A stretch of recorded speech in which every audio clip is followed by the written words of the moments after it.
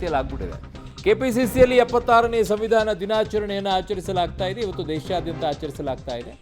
ಭಾಷಣದಲ್ಲಿ ಆರಂಭದಲ್ಲಿ ಡಿ.ಕೆ. ಶಿವಕುಮಾರ್ ಮೊನಚಾದ ಮಾತನಾಡಿದ್ದಾರೆ. ಸ್ಟೇಜ್ನಲ್ಲಿ ಸೈಡ್ಗೆ ನಿಂತವರನ್ನ ನೋಡಿ ಡಿ.ಕೆ. ಶಿವಕುಮಾರ್ ಅವರು ಮಾತನಾಡಿದ್ದಾರೆ. ಇಲ್ಲಿ ನಿಂತಿರುವವರಿಗೆ ಚೇರ್ನ ಬೆಲೆ ಗೊತ್ತಿಲ್ಲ ಅಂತ ಹೇಳಿ ಹೇಳಿಲ್ವಾ, ಯಾವಾಗ ಹೋಗೋದೊಂದು ಒಗಟ್ಟು ಬಿಡ್ತಾರೆ ಅಂತೇಳಿ. ಚೇರ್ ಸಿಕ್ಕಾಗ ಹೋಗಿ ಕೂತ್ಕೋಬೇಕು ಅಂತೇಳಿ. ಹಿಂದೆ ನಿಂತವರು ಹಿಂದೆಯೇ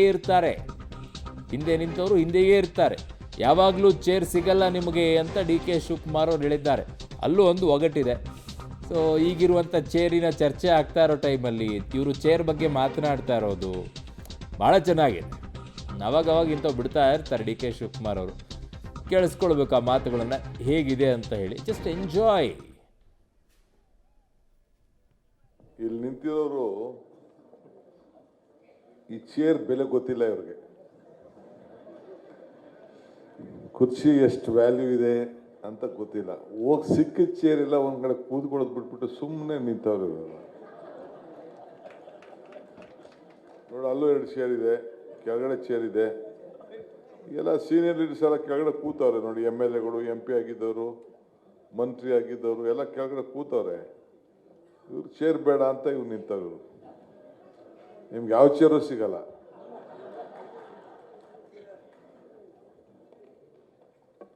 ಹಿಂದೆನೇ ಇರ್ತಾರೆ, ಹಿಂದೆ ಇರೋರು.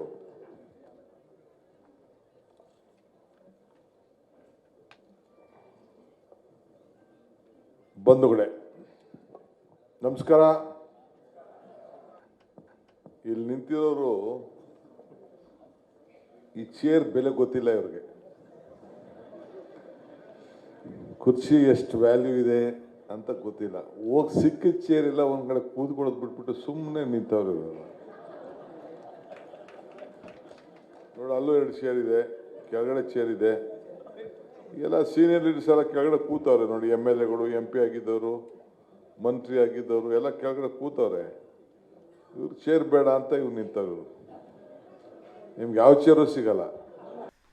ಹೇಳೋಕ್ಕಾಗುತ್ತಾ ಸರ್? ಈಗ ನಿಮಗೂ ನಿಮಗೆ ಸಿಕ್ಕಿರೋ ಚೇರಲ್ಲೇ ನೀವು ಕೂತಿದ್ದೀರಾ. ಬೇರೆ ಚೇರ್ ಬೇಕು ಅಂತ ಕಾಯ್ತಾ ಇಲ್ವಾ? ಪಾಪ ಅವರು ಯಾವುದೋ ಬೇರೆ ಚೇರ್ ಬೇಕು ಅಂತ ಕಾಯ್ತಾ ಇದ್ದಾರೆ.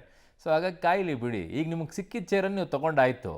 ಈಗ ಬೇರೆ ಚೇರ್ ಕಡೆಗೆ ಹಾಕ್ತಾ ಇದ್ದೀರಾ. ಆ ಚೇರು ಸಿಗುತ್ತೋ ಇಲ್ವೋ ಅಂತ ಹೇಳಿ. ಹಂಗೆ ಅವ್ರದ್ದು ಇರುತ್ತೆ ಪಾಪ. ಯಾರ್ಯಾರ್ದು ಯಾವ್ಯಾವ ಕುರ್ಚಿ ಮೇಲೆ ಕಣ್ಣಿರುತ್ತೋ ಏನೋ.